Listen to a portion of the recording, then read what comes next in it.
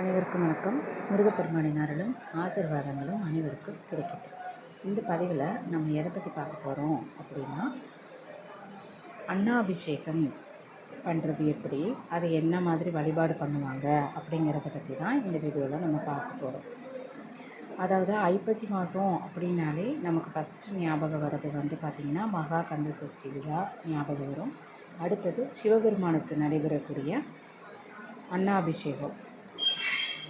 அபிஷேகம், அதாவது அபிஷேக பிரியர் அப்படின்னு சிவபெருமானுக்கு ஒரு இது சொல்லுவாங்க இல்லையா.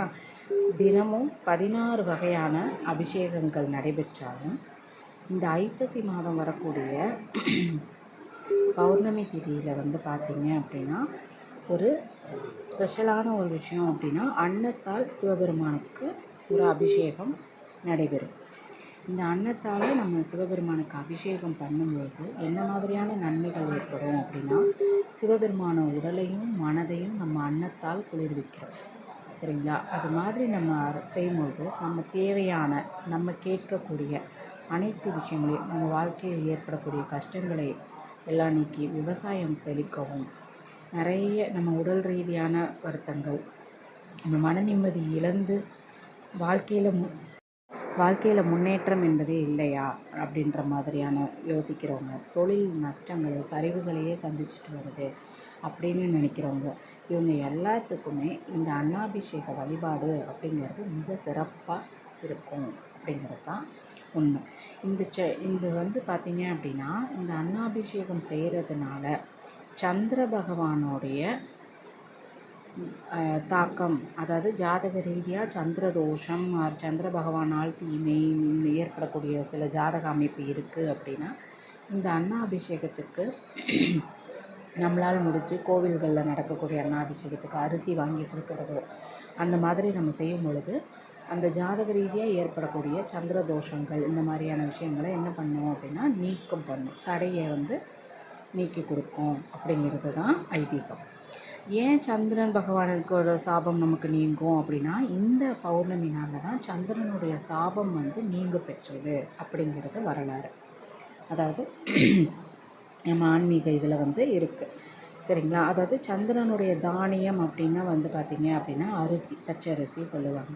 ஸோ அதனால் சாதத்தை செஞ்சு அதை சிவபெருமான் மேலே சாத்தி அதை நம்ம படையலாக கொடுத்து பண்ணும்போது நமக்கு சந்திரனோட சாபம் நீங்கும். அது மட்டும் இல்லாமல் நம்மளுடைய வாழ்க்கையில் உணவு தட்டுப்பாடு அப்படிங்கிறதே வராது. சரிங்களா? இது ஒரு விஷயம் அப்படிங்கிறது தான். இது எப்போ வருது அப்படின்னா, நாளை, அதாவது வெள்ளிக்கிழமை நவம்பர் 15, சரிங்களா, அதிகாலை 3:53 நமக்கு பௌர்ணமி திதி தொடங்குது. அது நவம்பர் 16 3:42 வரைக்கும், அதிகாலை வரைக்கும் இருக்குது. ஸோ 15ஆம் தேதி நாளை இந்த அன்னாபிஷேக வழிபாடு அனைத்து கோவில்கள்லையுமே காலை அல்லது மாலை கண்டிப்பாக சிவன் கோவில்களில் நடைபெறும். கண்டிப்பாக கலந்துக்கோங்க. அந்த நம்ம அன்னாபிஷேகம் பண்ண அந்த பிரசாதத்தை வாங்கி நம்மளுடைய சாப்பிடும்போது நீண்ட நாள் இருக்கக்கூடிய நோய் தொந்தரவுகளும் சரி, திருமணம் ஆகாதவர்களுக்கு திருமணம், இதே மாதிரி குழந்தை பாக்கியம் அப்படின்னு எதிர்பார்க்குறவங்களுக்கு அதில் கிடைக்கும் அப்படிங்கிறது தான் உண்மை. ஸோ சிவபெருமான் மூலயமா வழிபாடு பண்ணக்கூடிய அந்த கோவில்களுக்கு சென்று வழிபாடு பண்ணுங்க கண்டிப்பாக. அப்படி இல்லை அப்படின்னா, வீட்டில் நீங்கள் சிவலிங்கம் வச்சுருக்கீங்க அப்படின்னா, சிவலிங்கம் வச்சுருக்கீங்கன்னா அதுக்கு அபிஷேகம் பண்ணிவிட்டு அன்னத்தில் அபிஷேகம் பண்ணுங்க. அந்த அன்னத்தை அவங்க மேலே சாத்திட்டு அதை பார்த்திங்க அப்படின்னா கண்டிப்பாக 1.5 மணி நேரத்துக்குள்ளே அந்த சாதங்களை எடுத்துடணும். சரிங்களா?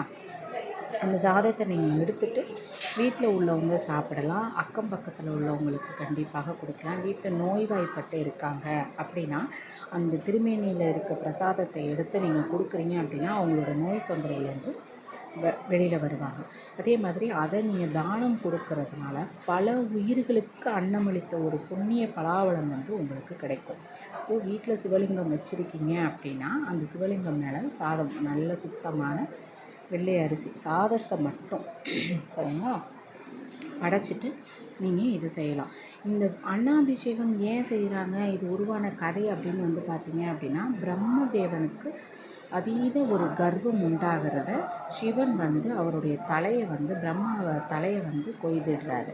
ஸோ அப்போது சிவபெருமானுக்கு பிரம்மகத்தி தோஷம் அப்படிங்கிற அந்த தோஷம் வந்து உண்டாயிடுது.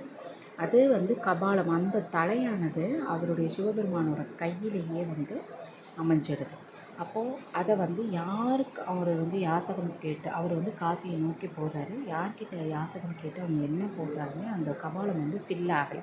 அந்த கபாலம் எப்போ முழுமையாக நிறையுதோ அப்போ தான் அவருக்கு பிரம்மகத்தி தோஷம் வந்து நிவர்த்தி ஆகும் அப்படிங்கிறது தான் விதி.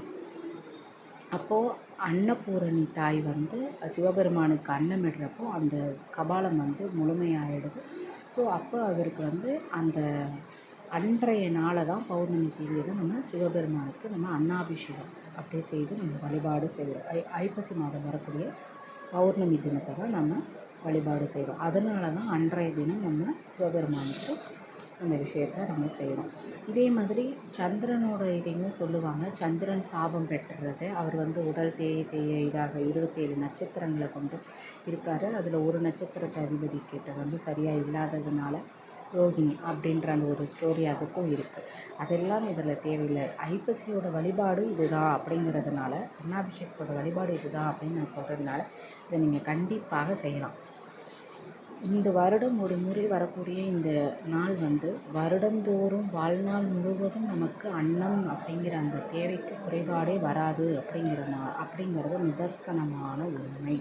ஸோ அனைவருமே இதை செஞ்சு சிவபெருமானின் உடலையும் மனதையும் குளிர்வித்து அன்னத்தால் அபிஷேகம் செய்து வழிபாடு செய்யும்போது நமக்கும் அன்னத்திற்கு குறைபாடு வராது அப்படிங்கிறது நிச்சயம். இதை நம்பி நீங்கள் வழிபாடு செய்யுங்க. வீட்டில் வழிபாடு பண்ண முடியல அப்படின்னா நிச்சயமாக அருகில் உள்ள கோவிலுக்கு போங்க. அங்கே முடிஞ்ச வரைக்கும் உங்களால் என்ன பண்ண முடியுமோ அரிசி வழங்குறதை கொடுக்கலாம். இல்லை அப்படின்னா அந்த தானம் கோவில்களில் செய்யக்கூடிய வேலைகளில் நீங்கள் பங்களித்து உங்களுடைய இதை வந்து வழிபாடில் காட்டுங்க. சரிங்களா? நிச்சயமாக இந்த பதிவு பிடிச்சிருக்கு அப்படின்னா உங்கள் ஃப்ரெண்ட்ஸ் அண்ட் ஃபேமிலி எல்லாத்துக்குமே ஷேர் பண்ணுங்கள். நான் வேறு ஒரு நல்ல பதிவோடு சந்திக்கிறேன். நாளைய தினமும் மறக்காமல் அன்னாபிஷேகத்தில் கலந்துக்கோங்க. வீட்டில் சிவபெருமான் வச்சுருக்கோங்க, அன்னாபிஷேகத்தை செய்யுங்க. நிச்சயம் பலன் கிடைக்கும். நல்லதே நடக்கும். நன்றி, வணக்கம்.